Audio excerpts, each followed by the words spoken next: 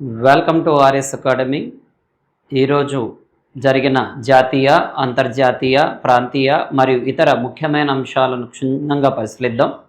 Okay, ముందుగా current అఫైర్లో పోయే ముందు ఏంటి సార్ అంటే ఒక 2-3 రోజులుగా కరెంట్ అఫైర్ అనేది అప్డేట్ కాలే. ఎందుకంటే కొంత network problem and technical issues ఉండడం వలన రాలే. ఈ రోజు నుంచి కంటిన్యూగా రావడం జరుగుతుంది. ఏదైనా 1-2 రోజులు మిస్ అయినా అవి నెక్స్ట్ డేలో కలిపి వాటిని కూడా చెప్పేస్తాం. ఆర్ఎస్ అకాడమీలో మొదటగా మనం చూసే కరెంట్ అఫైర్ ఏంటి సార్ అంటే తమిళనాడు రాష్ట్రం. ఓకే, తమిళనాడు రాష్ట్రం 2026 ఆగస్టు 24వ తారీఖున ఒక పథకాన్ని ప్రారంభించడం జరిగింది. ఓకే, దీన్నే అన్నపూర్ణి అనే పథకం. తమిళనాడు రాష్ట్రం ఏ పథకం ప్రారంభించింది అంటే అన్నపూర్ణి అనే పథకాన్ని ప్రారంభించడం జరిగింది. అంటే ఆ తమిళనాడు రాష్ట్ర ప్రభుత్వం గత ఎన్నికల్లో ఇచ్చిన హామీలో భాగంగా ఎవరైతే ఈ మహిళలు ఉంటారో ప్రతి కుటుంబానికి ఈ గ్యాస్ సిలిండర్ ఇచ్చే విధంగా ఎల్పిజి సిలిండర్ల కోసం దీనిని ఇవ్వడం జరిగింది. ఎవరైతే అర్హులు ఉంటారో వాళ్ళు ఈ అన్నపూర్ణి పథకం ద్వారా నమోదు చేసుకొని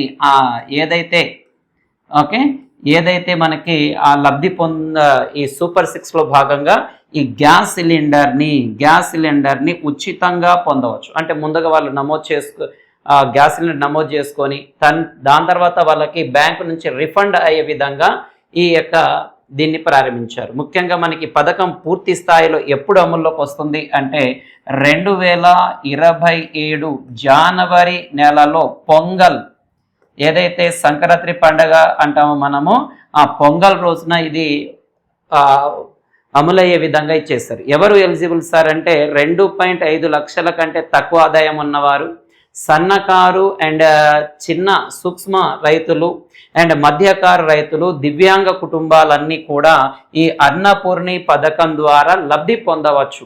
అండ్ రీసెంట్గా ఇదే తమిళనాడు రాష్ట్ర ప్రభుత్వం గురించి మనం రీసెంట్గానే మాట్లాడాం సార్ అంటే ఎవరైతే 3వ బిడ్డను జన్మిస్తారో వాళ్ళకి 365 రోజుల పాటు సెలవును మంజూరు చేయడం జరిగినది.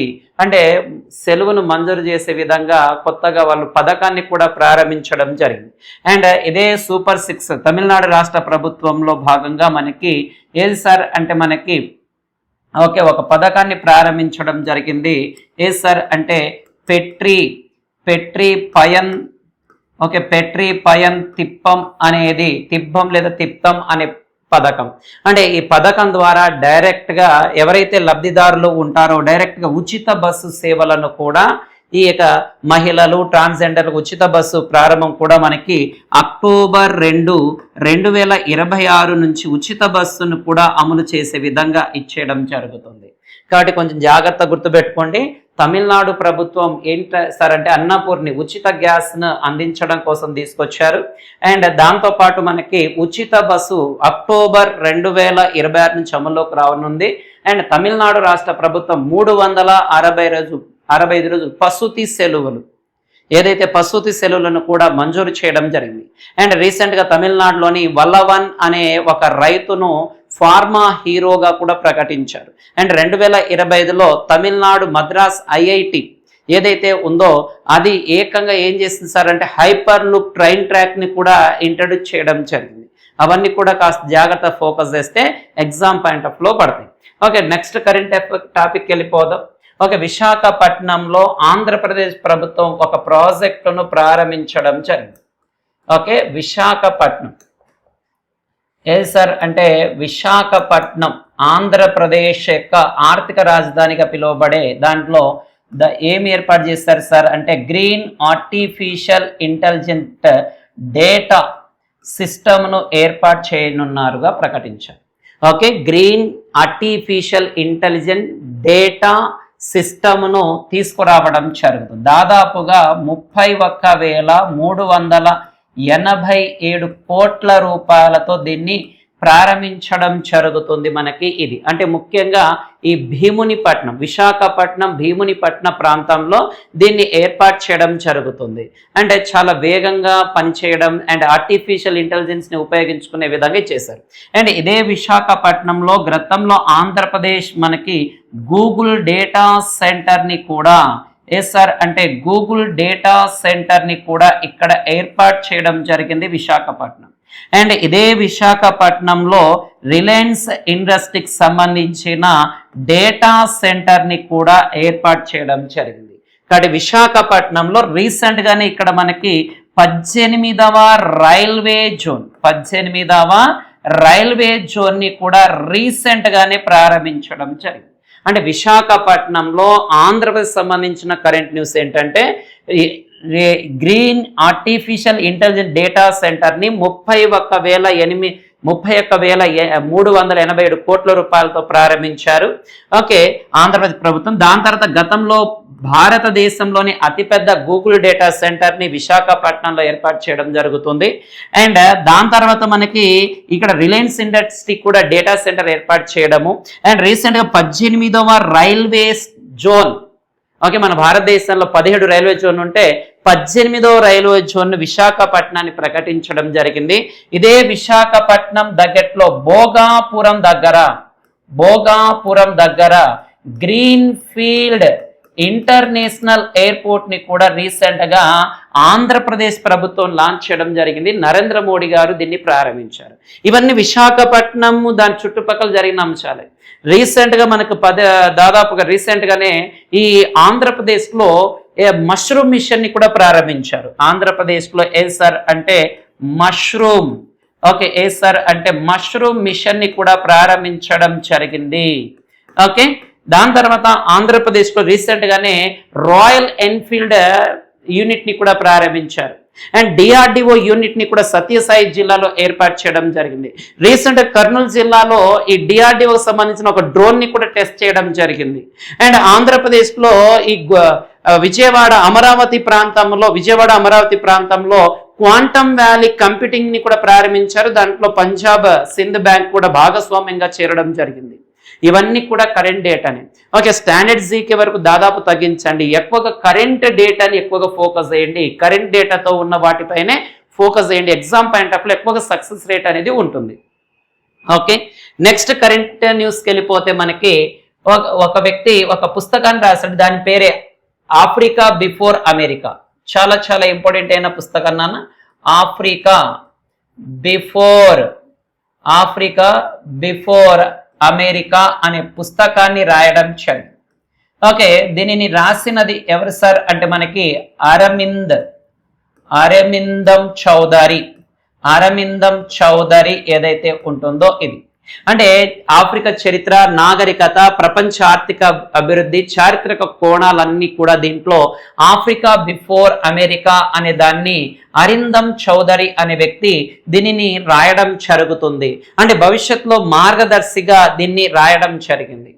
ఓకే, నెక్స్ట్ కరెంట్ న్యూస్కి వెళ్ళిపోదన్న 2028లో badminton India open badminton tournament.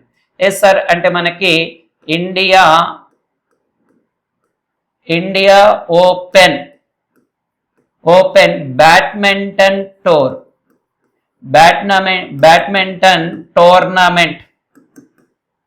Tournament అనేది 2028లో నిర్వహించనున్నారు. యాక్చువల్గా అయితే ప్రతిసారి కూడా మనం ఈ ఇండియా ఓపెన్ బ్యాడ్మింటన్ టోర్నమెంట్ అనేది న్యూఢిల్లీలో నిర్వహించే వాళ్ళం. మనం కండక్ట్ చేసేవాళ్ళం. అయితే ఈ 2026లో బ్యాడ్మింటన్ అసోసియేషన్ ఆఫ్ ఇండియా ఏదైతే ఉందో 2028లో ఇది అస్సాం ప్రాంతంలో జరగనుంది. అస్సాం ప్రాంతంలో జరగనుంది. ఈ అస్సాం ప్రాంతంలో జరగనుంది ఎక్కడ సార్ అంటే గౌహతి ఆతిథ్యం ఇవ్వనుందిగా ప్రకటించడం జరిగింది. అంటే ఏదైతే ఇండియన్ బ్యాడ్మింటన్ అసోసియేషన్ ఉంటుందో అది ప్రకటించింది. అంటే తరచుగా మనకు న్యూఢిల్లీలో జరిగేది అది. ఈసారి 2028లో గౌహతిలో జరగబోతుంది అస్సాం ప్రాంతంలో. అయితే రీసెంట్ గా అస్సాం ప్రాంతంలో జరిగిన న్యూస్ విషయానికి వస్తే రీసెంట్ గా ఇక్కడ మూగా మిషన్ ని ప్రారంభించారు. మూగా సిల్క్ మిషన్, మూగా పట్టు మిషన్ ఎక్కడ ప్రారంభించారంటే అస్సాంలోనే ప్రారంభించారు. ఇక్కడ మనకి అస్సాంలో ప్రధానంగా రీసెంట్ గా గంగా ఏది అంటే టాటిల్స్ అంటే గంగా తాబేలు ఏవైతే ఉన్నాయో శాటిలైట్ బేస్డ్ గంగా తాబేలను మనకి ఇక్కడ అస్సాంలోని కాజీరంగా మానస్ నేషనల్ పార్క్ లో కూడా వదలడం జరిగింది. అండ్ రీసెంట్ ఇక్కడ నేషనల్ వాటర్ వే 1 ని కూడా ప్రారంభించడం జరిగింది. రీసెంట్ గా అస్సాం రాష్ట్రంలో 2026 మేలో ఎన్నికలు కూడా ఎన్నికలు రాష్ట్ర అసెంబ్లీకి ఎన్నికలు కూడా జరిగాయి. ఈ ఎన్నికల్లో భాగంగా గెలుపొందిన వ్యక్తి బీజేపీ గవర్నమెంట్ గెలుపొందింది. అక్కడ సీఎం ఎవరు సార్ అంటే హిమంత బిశ్వ శర్మ.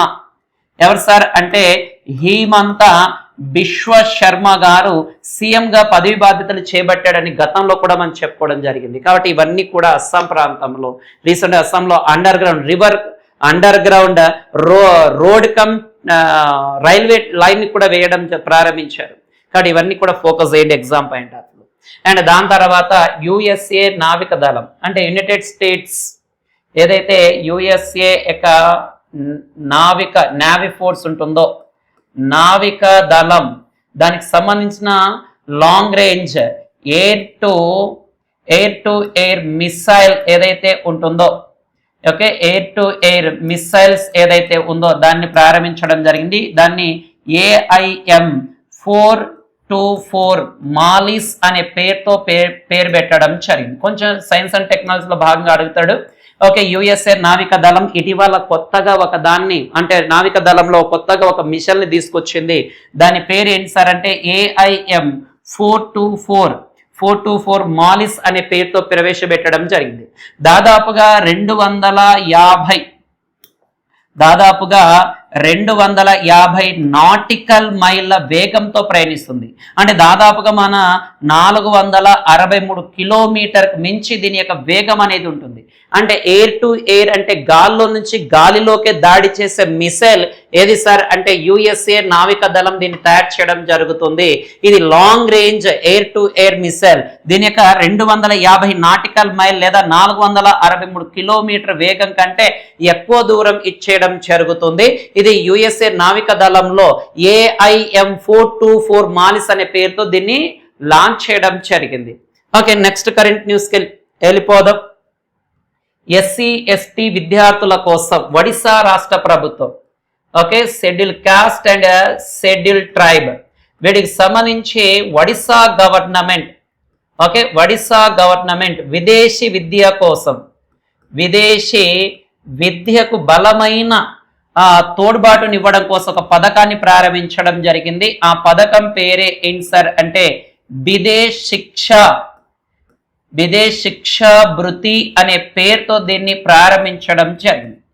సార్ అంటే విదేశ్ శిక్షా భృతి అనే పథకాన్ని ఎవరు ప్రారంభించారు సార్ అంటే ఈ యొక్క ఒడిశా ప్రభుత్వం విదేశీ విద్య కోసం SC ST వారికి దీన్ని తీసుకురావడం జరుగుతుంది. అంటే ఏదైతే విదేశాలలో చదివే విద్యార్థుల కోసం ఒడిశా ప్రభుత్వం విదేశీ విద్యా విధానం కోసం విదేశ్ శిక్షా భృతి అనే దాన్ని తీసుకొచ్చింది. అండ్ రీసెంట్ గా కర్ణాటక ప్రభుత్వం కూడా విద్యార్థుల కోసం కర్ణాటక గవర్నమెంట్ కూడా మనం చెప్పుకున్న గత కరెంట్ అఫైర్ లో భాగం కర్ణాటక ప్రభుత్వం కూడా ఒక పథకాన్ని తీసుకొచ్చింది. ఏది సార్ అంటే సూర్య కిరణ్ అనే పథకాన్ని తీసుకురావడం జరిగింది మనకి. అది ఆ పథకం ఏంటి సార్ అంటే లోకల్ గా చదువుకునే విద్యార్థులు ఎవరైతే గ్రామీణ ప్రాంతాల్లో 1 నుంచి 10వ తరగతి గవర్నమెంట్ స్కూల్లో చదివే వాళ్ళు ఉంటారో వాళ్ళకు సంధ్యా కిరణ్ ఏదో పథకం తీసుకురావడం జరిగింది. వాళ్ళకు ఉన్నతమైన చదువులు అంటే ఏదైతే మెడికల్ కానీ ఇంజనీరింగ్ చదివే వాళ్ళకు ఉపయోగపడే విధంగా ఈ పథకాన్ని కర్ణాటక ప్రభుత్వం తీసుకురావడం జరిగింది. అయితే ఇక్కడ SC ST వాళ్ళ కోసం ఒడిశా ప్రభుత్వం విదేశ్ శిక్షా భృతి అనే పథకాన్ని తీసుకురావడం జరిగింది. నెక్స్ట్ కరెంట్ న్యూస్కి వెళ్ళిపోదాను. ఈ యొక్క కేంద్ర మంత్రి అయిన జ్యోతిరాదిత్య సింధియా గారు ఈ డిజిటల్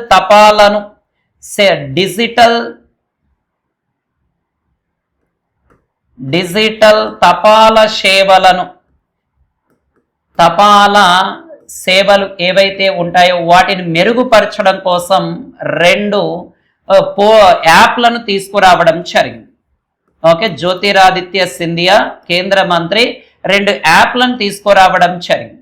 దానిలో ఒకటి ఏంటి సార్ అంటే డాక్ సేవ, ఒకటేమో డాక్ సేవ అనే యాప్, అండ్ రెండవదేమో డాక్ మిత్ర.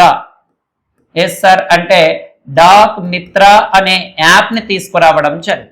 అంటే డిజిటల్ సేవలను పునరుద్ధరించడం కోసం తపాలా పోస్టల్లో ఓకే డాక్ సేవ డాక్ మిత్ర యాప్ని తీసుకురావడం జరుగుతుంది.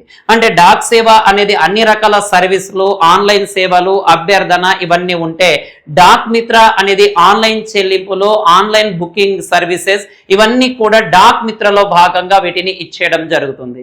ఓకే, మొత్తం కూడా ఈ యాప్లు 10 రాష్ట్రాలలో, ముఖ్యంగా ఈ పథకం మొత్తం కూడా 10 రాష్ట్రాలలో 14 చోట్ల పునరుద్ధరించడం జరుగుతుంది. పునరుద్ధరించారు. ఓకే, కాబట్టి డిజిటల్ పోస్టల్ తపాలా సర్వీస్ లో భాగంగా ఈ 2 యాప్లను తీసుకురావడం జరిగింది. ఆ యాప్ పేరు ఒకటి డాక్ సేవ, రెండోది డాక్ మిత్ర. ఈ యాప్ ఎందుకు ఉపయోగపడతాయి సార్ అంటే, అన్ని రకాల ఆన్లైన్ కి సంబంధించిన అంశాలు, సర్వీస్ కావచ్చు, చెల్లింపులు కావచ్చు, వాటికి ఉపయోగపడే విధంగా తీసుకొచ్చాడు. అండ్ దాని తర్వాత రీసెంట్ గానే ఏదైతే మనకి ఈ పోస్టల్ డిపార్ట్మెంట్ లో డీజీ పిన్ ఏది సార్ అంటే డీజీ పిన్ అనే విధానాన్ని కూడా గతంలో తీసుకొచ్చింది. అంటే డీజీ పిన్ అంటే ఏంటి సార్ అంటే, ఏదైతే మనము ఈ గూగుల్ జిపిఎస్ ట్రాకర్ ఎలాగైతే మనము డైరెక్ట్ ఇంటికి లొకేషన్ ద్వారా వెళ్తామో, అలాగా మనకు కూడా ప్రతి ఇంటికి కూడా డిజిటల్ పిన్ ని ఇచ్చే విధంగా డీజీ పిన్ అనే విధానాన్ని కూడా ఈ పోస్టల్ డిపార్ట్మెంట్ ఏదైతే ఉంటుందో ఈ పోస్టల్ డిపార్ట్మెంట్ లో దీన్ని తీసుకురావడం జరిగింది. కాబట్టి కొంచెం జాగ్రత్తగా వీటి పైన ఫోకస్ చేయండి. ఓకే, నెక్స్ట్ కరెంట్ న్యూస్కి వెళ్ళిపోదన్నాను మనం. ఓకే, ఉత్తరప్రదేశ్లోని అమేధీ ప్రాంతంలో సార్ అంటే ఉత్తరప్రదేశ్ రాష్ట్రంలోని ఉత్తరప్రదేశ్లోని అమేధీ ప్రాంతంలో 100కు 100% ఓకే స్వదేశీ పరిజ్ఞానంతో ఏకే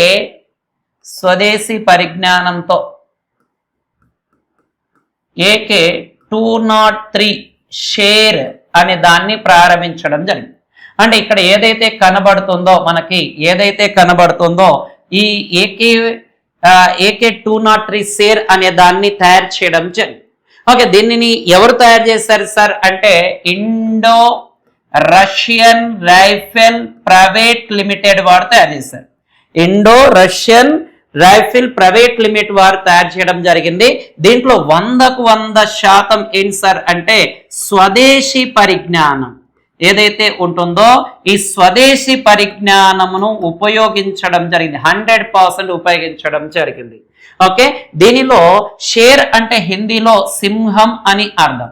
షేర్ అంటే హిందీలో ఏంటి సార్ అంటే సింహం అనే అర్థం. అంటే దాదాపుగా మనకి ఇది ఆత్మనిర్భర్ భారత్ లో భాగంగా ఈ యూపీలోని అమేధీ ప్రాంతంలో ఏకే 203 షేర్ అనే దానిలో భాగంగా దీన్ని లాంచ్ చేశారు మనకి. కాబట్టి చాలా చాలా ఇంపార్టెంట్ అయినది నాన్న ఇది. Science and technology are defence okay defence news లో భాగంగా అడగడానికి ఛాన్సెస్ ఉంటుంది. ఓకే, నెక్స్ట్ కరెంట్ న్యూస్కి వెళ్ళిపోదాం. ఓకే, సేవా కాలంలో మహిళా ఉద్యోగులకు 2 సార్లు 180 ప్రసూతి సెలవులను ఉత్తరప్రదేశ్ రాష్ట్రం ప్రకటించింది. అంటే ఏదైతే ఉత్తరప్రదేశ్ గవర్నమెంట్ ఉంటుందో, ఏదైతే ఉత్తరప్రదేశ్ గవర్నమెంట్ ప్రభుత్వం, ఈ ఉత్తరప్రదేశ్ గవర్నమెంట్ ఏం చేసింది అంటే ఎవరైతే మహిళా ఉద్యోగులు ఉంటారో ఈ మహిళా ఉద్యోగుల కోసం 180 రోజుల సార్ అంటే 180 రోజుల ప్రసూతి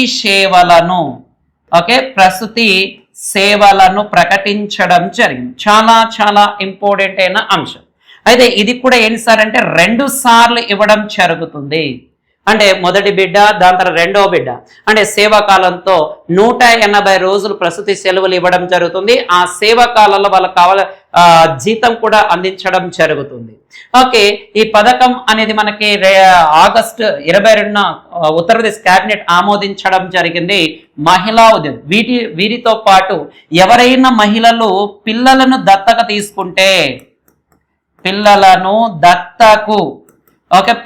దత్తకు తీసుకున్నా ఏం చేస్తారు సార్ అంటే వారికి సంబంధించి ప్రసూతి సెలవులను ఇవ్వడం జరుగుతుంది.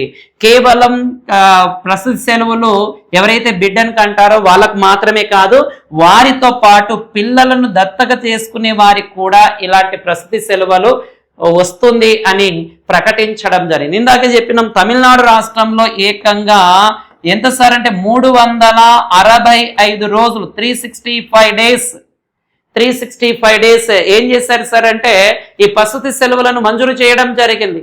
అంటే దాదాపు 12 నెలలు వాళ్ళకి శాలరీ కూడా ఇవ్వడం జరుగుతుంది. అలాగా తమిళనాడు క్యాబినెట్ తీసుకొచ్చింది.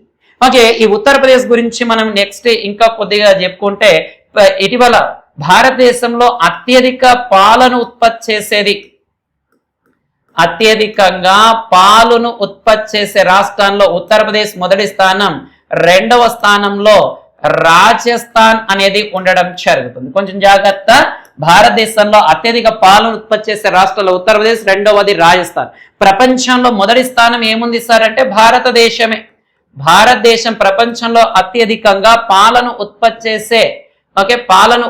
చేసే దేశాలలో మొదటి స్థానంలో ఉండడం జరుగుతుంది.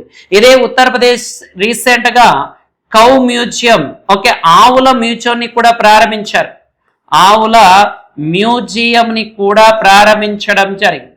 ఓకే, ఆర్టిఫిషియల్ ఇంటెలిజెన్స్ సంబంధించిన ఒక సెంటర్ ని ఇటీవల చౌదరి చరణ్ సింగ్ యూనివర్సిటీలో ఏర్పాటు చేశారు ఉత్తరప్రదేశ్లో. అంటే ఆర్టిఫిషియల్ ఇంటెలిజెన్స్ క్యాంపస్ ని ఇటీవల ఎక్కడ ఏర్పాటు చేశారు సార్ అంటే ఈ చౌదరి చరణ్ సింగ్ యొక్క యూనివర్సిటీలో ఏర్పాటు చేశారు. 2026 సంవత్సరానికి గాను ఆర్టిఫిషియల్ ఇంటెలిజెన్స్ సమిట్ సమావేశానికి అధ్యక్ష వహించిన దేశం ఏది సార్ అంటే భారతదేశం అధ్యక్ష వహించిందని కూడా మనం గతంలో చదువుకున్నాం. ఇవన్నీ కూడా ఉత్తరప్రదేశ్ సంబంధించిన న్యూసే. ఈ చౌదరి చరణ్ సింగ్ యూనివర్సిటీలో ఆర్టిఫిషియల్ ఇంటెలిజెన్స్ ఏర్పాటు చేశారు. ఈ చౌదరి చరణ్ సింగ్ కి 2024లో ఒక భారతదేశం యొక్క అత్యున్నత అవార్డు అనేది లభించడం జరిగింది, భారతరత్న అవార్డు. ఓకే 2024లో ఏకంగా 5 మంది ప్రకటించారు. 5 మందిలో ఇతను ఒకడు ప్రధానమంత్రి. ఓకే, నేటి ప్రశ్న ఏంటి సార్ అంటే భారతరత్న అందుకున్న ప్రధానమంత్రులు మొత్తం ఎంతమంది? కామెంట్ రూపంలో తెలియజేయండి. భారతదేశంలో ప్రధానమంత్రులుగా పనిచేసి భారతరత్న అవార్డు పొందిన ప్రధానమంత్రులు ఎంతమంది? ఖచ్చితంగా కామెంట్ లో తెలియజేయండి. ఓకే, నెక్స్ట్ కరెంట్ న్యూస్కి వెళ్ళిపోదాం నాన్న. ఈ శ్రమ్ పోర్టల్, ఓకే, అసంఘటిత కార్మికుల కోసం భద్రత కోసం లేదా బలోపేతం చేయడం కోసం ప్రారంభించిన పథకం. ఏ సార్ అంటే ఈ శ్రమ్ పోర్టల్. ఏ సార్ అంటే ఈ శ్రమ్ పోర్టల్ అనే దాన్ని ప్రారంభించడం జరిగింది. ఈ శ్రమ్ పోర్టల్ ప్రారంభించి 5 సంవత్సరాలు పూర్తవడం జరిగింది. ఈ శ్రమ్ పోర్టల్ ని 2021 ఓకే ఆగస్టు 26వ తారీఖున ప్రారంభించారు. అయితే 2026 ఆగస్టు 26 నాటికి 5 సంవత్సరాలు పూర్తవడం జరిగింది. ఎందుకోసం ప్రారంభించారు సార్ అంటే అసంఘటిత కార్మికుల కోసం దీన్ని వాళ్ళ భద్రతను బలోపేతం చేయడం కోసం ఇచ్చేయడం జరుగుతుంది మనకి ఇది. ఓకే, ఈ శ్రమ్ పోర్టల్ ఎందుకోసం అంటే అసంఘటిత కార్మికుల కోసం దీన్ని ప్రారంభించారు. ఓకే, దీనికి 5 సంవత్సరాలు పూర్తయ్యాయి. ఓకే, నెక్స్ట్ కరెంట్ న్యూస్ వెళ్ళిపోతే భారతదేశం అండ్ మారిషస్ మధ్య ఒక ఒప్పందం జరిగింది. ఓకే, దాంట్లో ఇండియన్ ఆయిల్ భారతదేశం తరఫున ఎవరు సార్ అంటే ఏదైతే ఇండియన్ ఆయిల్ ఉంటుందో అండ్ మారిషస్ గవర్నమెంట్ మధ్య ఒప్పందం జరగడం జరిగింది. ఈ ఒప్పందంలో ఏంటి సార్ అంటే మోటార్ స్పిరిట్ అంటే పెట్రోల్ కానీ అండ్ హై స్పీడ్ డీజిల్ కానీ అండ్ ఏవియేషన్ టర్బైన్ ఫ్యూయల్ కానీ ఈ మూడిటి అంశాల పైన మారిషస్ అండ్ ఇండియా మధ్య ఒప్పందం జరిగింది. రీసెంట్ గానే మన భారతదేశానికి సంబంధించిన ఈ వాణిజ్య శాఖల మంత్రి అక్కడికి వెళ్ళి రావడం జరిగింది. రీసెంట్ గానే భారతదేశానికి సంబంధించిన అత్యున్నత భారతదేశ ప్రధానమంత్రి కూడా మారిషస్ దేశానికి వెళ్ళి రావడం కూడా జరిగింది. ఓకే, నెక్స్ట్ కరెంట్ న్యూస్కి వెళ్ళిపోదన్నాను. ఓకే, ఓకే, నెక్స్ట్ కరెంట్ న్యూస్కి వెళ్ళిపోదాం. Okay, 2026 miss universe India, 2026 miss universe India అనే దాన్ని ఎవరు గెలుచుకున్నారు? ఈ అందాల భామ పోటీల్లో భాగంగా 2026 మిస్ యూనివర్స్ ఇండియా ని ఎవరు సాధించారు సార్, ఎవరు గెలుపొందారు సార్ అంటే కజియా లీజ్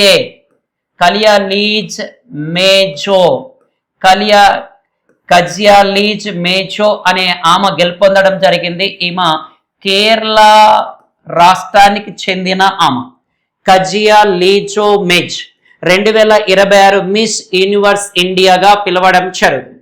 అయితే గతంలో ఎవరైనా ఈ మిస్ యూనివర్స్ ఇండియాగా ఉన్నారా అంటే 1994లో సుస్మితా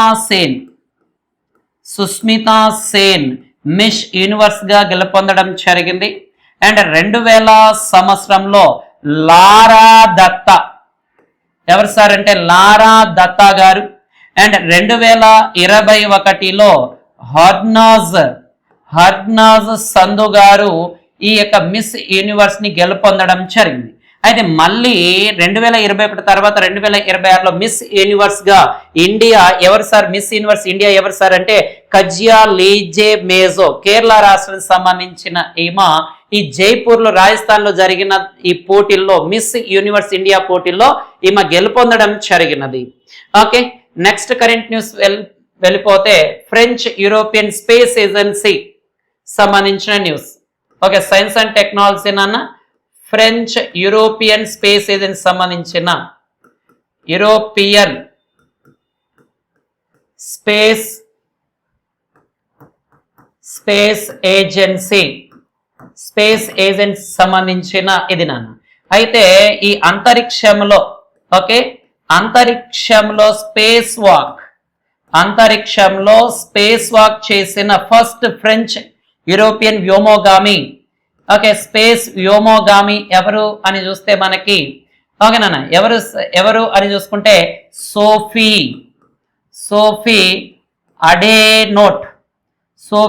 అడేనోట్ అనే ఆమె. అయితే యూరోపియన్ కంట్రీ నుంచి అయితే ఈమె రెండో మహిళగా ఉండడం జరుగుతుంది. కొంచెం జాగ్రత్త ఇక్కడ నుంచి. అంతరిక్షంలో స్పేస్ వాక్ చేసిన మొదటి ఫ్రెంచ్ దేశానికి చెందిన వ్యోమగామి లేదా అస్ట్రోనాట్ ఎవరంటే సోఫీ అడేనోల్.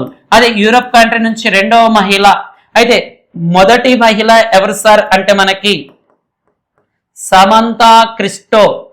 ఓకే, ఎవరు సార్ అంటే సమంతా క్రిస్టోఫోర్టే అనే ఆమె మొట్టమొదటిసారిగా స్పేస్ వాక్ చేసిన మొట్టమొదటి యూరోపియన్ మహిళ. అలా కాకుండా ఈమె ఇటలీ దేశానికి చెందిన ఆమె. అలా కాకుండా ఫ్రెంచ్ నుంచి మొట్టమొదటిసారిగా స్పేస్ వాక్ అంటే అంతరిక్షంలో ఉన్న ISS అంటే ఇంటర్నేషనల్ స్పేస్ స్టేషన్ గా పిలువబడే ఏదైతే ఇది ఉంటుందో అక్కడ స్పేస్ వాక్ చేసిన మొదటి ఫ్రెంచ్ మహిళ సోఫీ అడేనోల్. ఓకే, అలా కాకుండా యూరోపియన్ కంట్రీ నుంచి రెండవ మహిళగా చెప్పవచ్చు.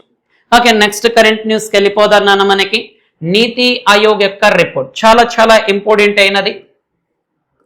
ఎస్ సార్ అంటే నీతి ఆయోగ్ యొక్క రిపోర్ట్ విషయానికి వస్తే 15 నుంచి 29 సంవత్సరాల వయసున్న యువత ఓకే 8.7 కోట్ల మంది భారతీయులు 8.7 కోట్ల భారతీయులు విద్య గాని ఉపాధి గాని లేదా శిక్షణ గాని లేకుండా ఉన్నారు అని తెలియజేయడం సరి. అంటే 15 నుంచి 29 సంవత్సరాల వయసు కలిగిన ఎవరైతే ఈ వయసు వారు ఉన్నారో భారతదేశంలో 8.7 కోట్ల మంది ఎలాంటి విద్య గాని ఉపాధి గాని శిక్షణ గాని లేకుండా అలాగే ఉన్నారు అని ఈ నీతి ఆయోగ్ రిపోర్ట్ ప్రకటించడం జరిగింది. నీతి ఆయోగ్ను 2015లో నీతి ఆయోగ్ను ప్రారంభించడం జరిగింది భారతదేశంలో. ఓకే, నెక్స్ట్ కరెంట్ న్యూస్కి వెళ్ళిపోతే గిరిజన భాషలు మరియు మ్యూజియం సంబంధించిన జాతీయ సదస్సు. ఎస్ సార్, అంటే గిరిజన భాషలు అండ్ మ్యూజియం సంబంధించి జాతీయ సదస్సు. ఓకే, నేషనల్ ఈవెంట్ జాతీయ సదస్సు ఎక్కడ సార్ అంటే 2026 సదస్సు. ఓకే, ఆగస్ట్ 25 నుంచి 27 మధ్య మైసూర్ ప్రాంతంలో జరగడం చాలా చాలా ఇంపార్టెంట్. ఏవైతే గిరిజన భాషలు ఉంటాయో గిరిజనులకు సంబంధించిన భాషల పైన మ్యూజియం పైన జాతీయ సదస్సు జరగడం జరిగింది. ఎక్కడ సార్ అంటే మైసూర్లోని కర్ణాటక ఆగస్టు 25 నుంచి 27 వరకు. ఎందుకు సార్? గిరిజనుల భాషలకు సంబంధించి ప్రాంతీయ భాషల పరిశోధన కేంద్రం. ఎస్ సార్, అంటే ప్రాంతీయ భాషల పరిశోధన కేంద్రం ఎక్కడ కలదు అంటే ఇదే మైసూర్లో ఉంటుంది. ఓకే, ప్రాంతీయ భాషల పరిశోధన కేంద్రం మైసూర్లోనే ఉండడం జరుగుతుంది. అంటే ఈ గిరిజన భాషలను గిరిజన వాటిపైన రక్షించాలనే ఉద్దేశంతో ఈ జాతీయ సదస్సు ఆగస్టు 25 నుంచి 27 మధ్య ఇది నిర్వహించడం జరుగుతుంది. దీనికి సంబంధించి ఇటీవల AI చాట్ బాట్ ను కూడా ప్రారంభించారు. AI చాట్ బాట్ ను కూడా రీసెంట్ గా ప్రారంభించడం జరిగింది.